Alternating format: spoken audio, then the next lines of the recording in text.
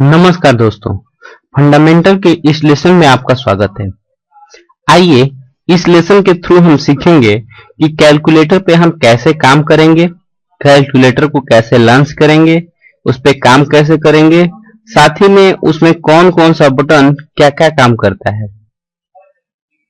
तो कैलकुलेटर को अपने स्क्रीन पे लॉन्च करने के लिए आप स्टार्ट बटन से ऑल प्रोग्राम पे जाएं, एसएस सीरीज पे जाएं और एसएस सीरीज के अंदर कैलकुलेटर का ऑप्शन आपको दिखाई देगा।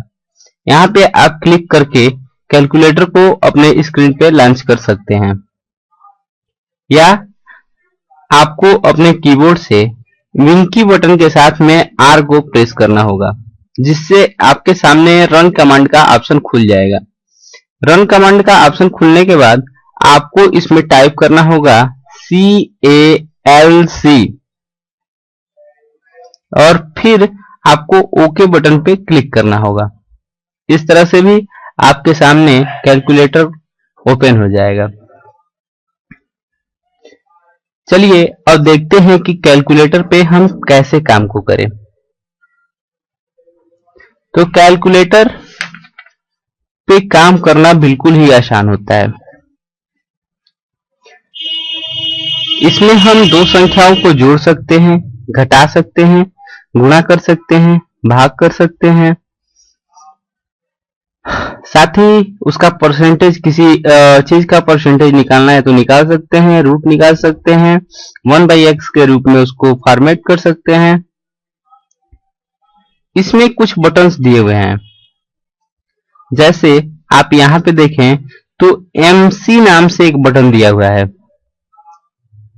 इस बटन का काम मेमोरी को क्लियर करने के लिए किया जाता है।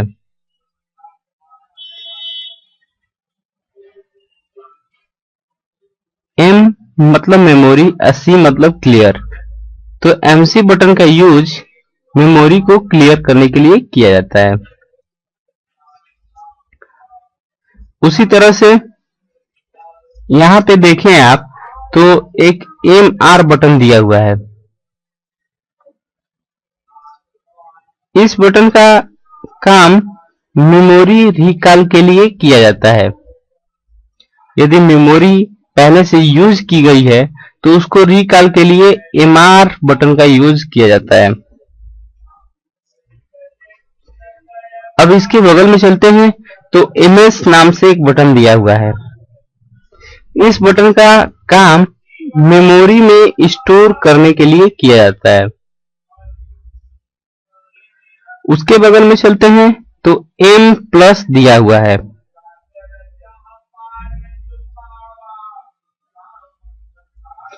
ये मेमोरी में नंबर्स को ऐड करने के लिए किया जाता है। M-, इसी तरह से मेमोरी में किसी भी संख्या को माइनस करने के लिए किया जाता है। अब इसके नीचे जब आते हैं तो यहाँ पे एक एरो बना हुआ है। इस एरो को ही हम बैक स्पेस कहते हैं।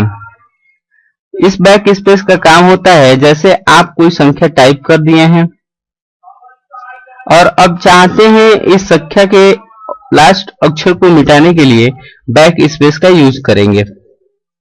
इस तरह से आप देखेंगे कि बैक स्पेस का यूज करके आप संख्या को मिटा सकते हैं। इसके बगल में एक बटन दिया हुआ है CE नाम से। इस CE बटन का यूज क्लियर एंट्री के लिए किया जाता है। जो आपने एंट्री किया है उसको क्लियर करने के लिए किया जाता है। उसके बगल में एक C बटन दिया हुआ है। इस C बटन का काम इस कैलकुलेटर में यूज किए गए सारे डेटा को क्लियर करने के लिए किया जाता है। इसके बगल में प्लस माइनस का साइन दिया हुआ है एक बटन पे, जिसका काम प्लस माइनस के लिए किया जाता है।